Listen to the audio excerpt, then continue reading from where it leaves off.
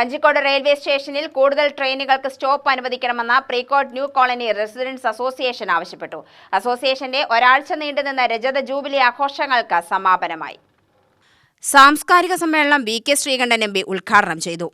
Train നിർത്തണമെന്നാവശ്യപ്പെട്ടിട്ടുള്ള residents അസോസിയേഷന്റെ train നിർത്തണമെന്നാവശ്യപ്പെട്ട് പലരും വന്നിട്ടുണ്ട്. പക്ഷെ റെസിഡൻസ് അസോസിയേഷനിൽ പോയിട്ട് ആദ്യമായിട്ടാണ് ട്രെയിൻ നിർത്തണമെന്നാവശ്യപ്പെട്ട് കിട്ടിയത്.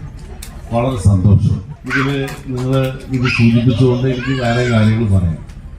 നമ്മൾ ഇവിടെ സ്വാഗതം പറയുമ്പോൾ സെക്രട്ടറി ഇവിടെ സൂചിപ്പിച്ചു നമ്മുടെ കഞ്ചിക്കോടിൻ്റെയും ഈ പാലക്കാടിൻ്റെയും ഈ വാളയാർ അതിർത്തി പ്രദേശങ്ങളിലേക്ക് മനോഹാരിതയും വികസന തുടിപ്പും ഒക്കെ കുറിച്ച് ചെറുതായിട്ട് സൂചിപ്പിച്ചു. വളരെ ശരിയായ കാര്യം. അത് ചെറുതായിട്ടാണ് അദ്ദേഹം സൂചിപ്പിച്ചിട്ടുള്ളത്.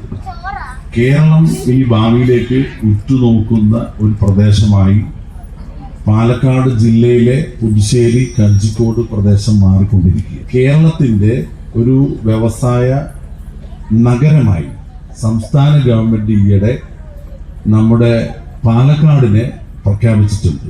ഇതിന്റെ ഔദ്യോഗിക നടപടികളാകുന്നതിൽ വലിയ തോതിലുള്ള വികസനവും പുരോഗതിയും കേരളത്തിൽ വരാൻ പോകുന്ന ഒന്നാം നിരയിലുള്ള പ്രദേശങ്ങളിൽ ഒന്നായി നമ്മുടെ പാലക്കാടും പുതുശ്ശേരിയും മാറുകയാണ്. ട്രെയിനുകൾക്ക് സ്റ്റോപ്പ് അനുവദിക്കണമെന്നാവശ്യപ്പെട്ട് ഭാരവാഹികൾ എംപിക്ക് നിവേദനം നൽകി. ജില്ലാ പഞ്ചായത്ത് പ്രസിഡന്റ് കെ ബിനുമോൾ മുഖ്യാതിഥിയായി. കുടുംബാംഗങ്ങളുടെ കലാമേള പുതുശ്ശേരി ഗ്രാമപഞ്ചായത്ത് പ്രസിഡന്റ് എൻ പ്രസീദ ഉദ്ഘാടനം ചെയ്തു. ജില്ലാ പഞ്ചായത്ത് അംഗം M Padmini, ward member S Jayasree, Kasaba inspector M Sujith, Precot president K B John, T Prabhakaran, association ഭാരവാഹികൾ എന്നിവർ സംസാരിച്ചു. അസോസിയേഷൻ അംഗങ്ങളിലെ മുതിർന്നവരെ ചടങ്ങിൽ ആദരിച്ചു. തുടർന്ന് കുടുംബാംഗങ്ങളുടെ വിവിധ കലാപരിപാടികൾ അരങ്ങേറി. സമ്മാനങ്ങളും വിതരണം ചെയ്തു. UTV news, Palakkad.